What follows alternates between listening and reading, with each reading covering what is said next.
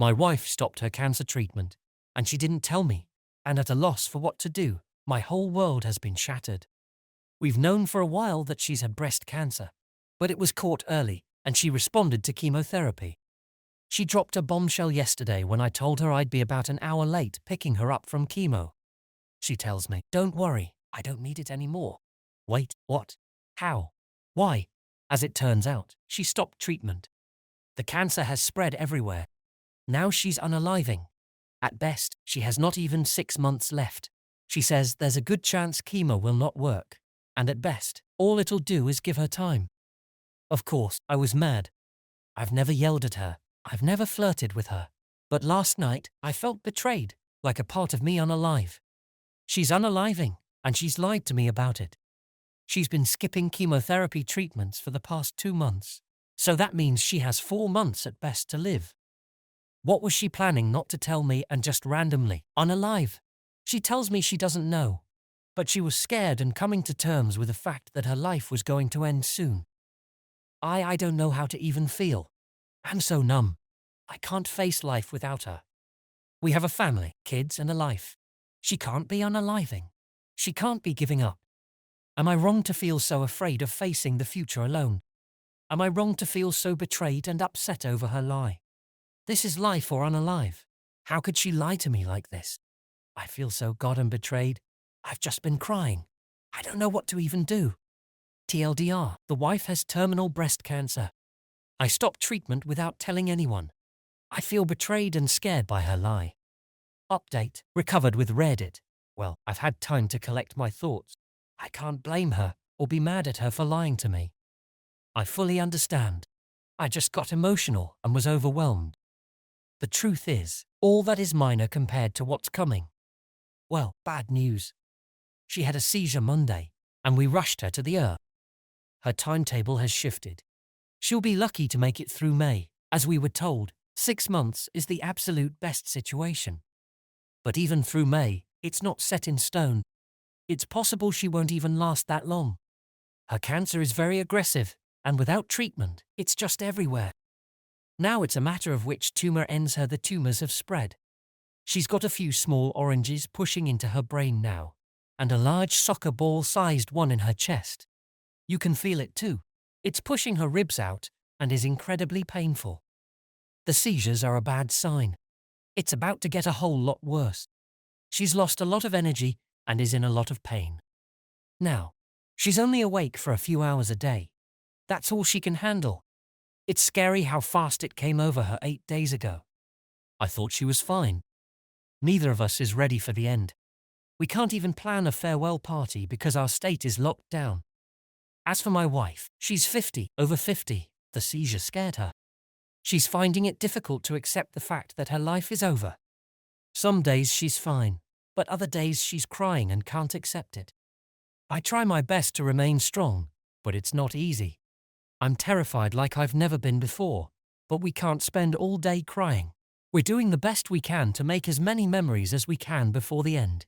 We've yet to tell our kids. I don't know exactly how to tell them your mom is very sick and is going to go to heaven soon. Neither of us can muster the strength, but we'll have to, because the end is coming.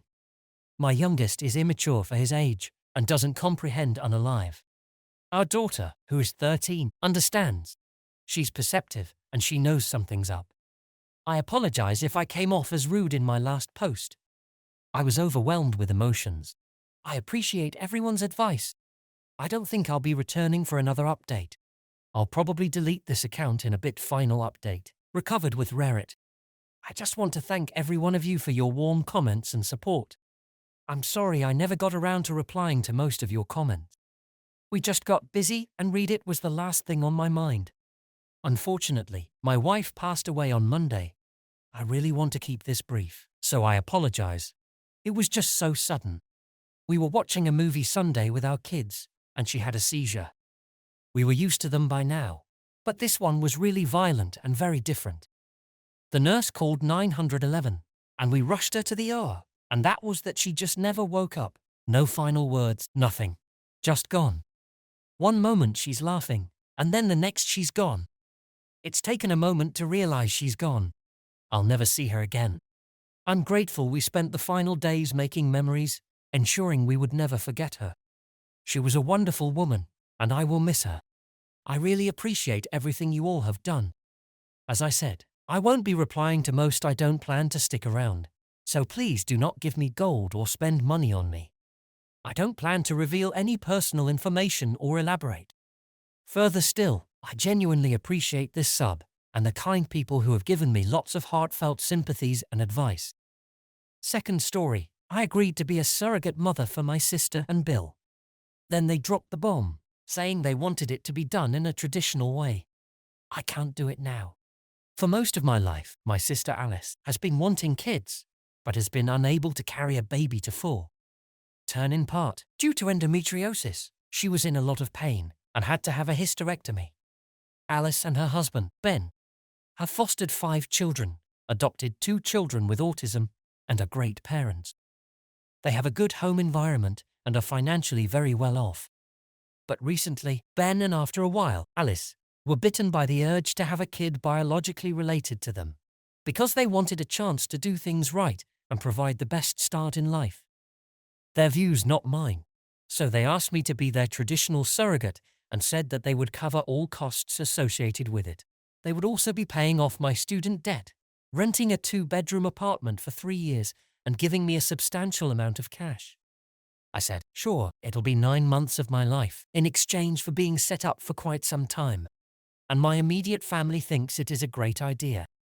However, when I said sure, I was expecting something along the lines of AUE, where we go to the doctor to get Ben's sperm, prepped me getting shot, etc. Basically the whole artificial insemination package. But Alice and Ben have asked me to, well, get pregnant the traditional way. Their rationale is that, 1, it is the cheapest way, 2, they don't want to go to the hospital, given the corona pandemic, and 3, they think babies conceived naturally are healthier, or that the pregnancy would be safer without the chemicals. But I just can't get over the extreme Ike factor. And even if this was going to take place at home, I think a syringe would work fine. Am I going loony for thinking of going back on my word? Is their request reasonable? My immediate family doesn't see anything wrong with it, and has been congratulating my sister on her impending baby. On the other hand, if I do give it up, am I also mad for passing up what is essentially $200,000, especially in this economy? Now edit, thank you. I see that I am completely out of my depth here, and will be discussing with my sister alternatives that don't include me carrying the baby. I'm not looking forward to that discussion, though. Update: all the comments on my previous post showed me that I am way too young, dumb and ignorant for what I signed up for. I started researching actual lived experiences, and I read so many horror stories that I've decided not to go ahead with being involved in any way, shape or form with helping them have kids. In fact, I am not even sure if I want to ever get pregnant. After all, the stories about 3rd and 4th degree tears, poop and miscarriages. I am clearly not in the right stage of life or maturity to even consider doing something of this magnitude. The difficult part was mustering up the courage to call my sister to tell her my decision. I really look up to my sister and love her a lot. And our family and religion have always been about helping others out where we can. When I called her to tell her, we had a short conversation at first where I basically said, sorry, I can't do it. But that doesn't mean I love you any less. She seemed sad, but said she was happy to respect my decision, and I thought that was it.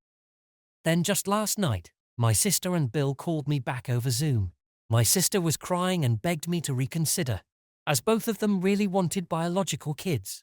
Bill told me that they were really disappointed in me and hoped that I would find it within me to do this. When I told them my concerns, my Bill just said that pregnancy and motherhood are beautiful and natural processes, and that I was made for them.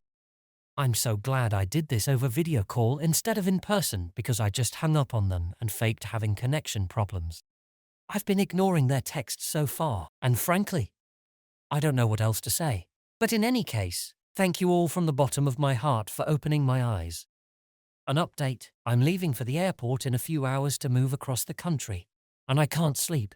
I plan to slowly phase out contact with my family and community, even though I love the people there a lot.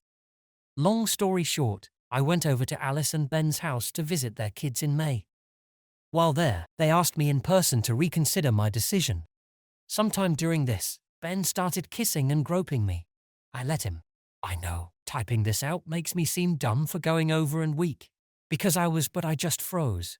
And it was very difficult to say no in the moment, especially with my sister crying and Ben having quite a presence in person.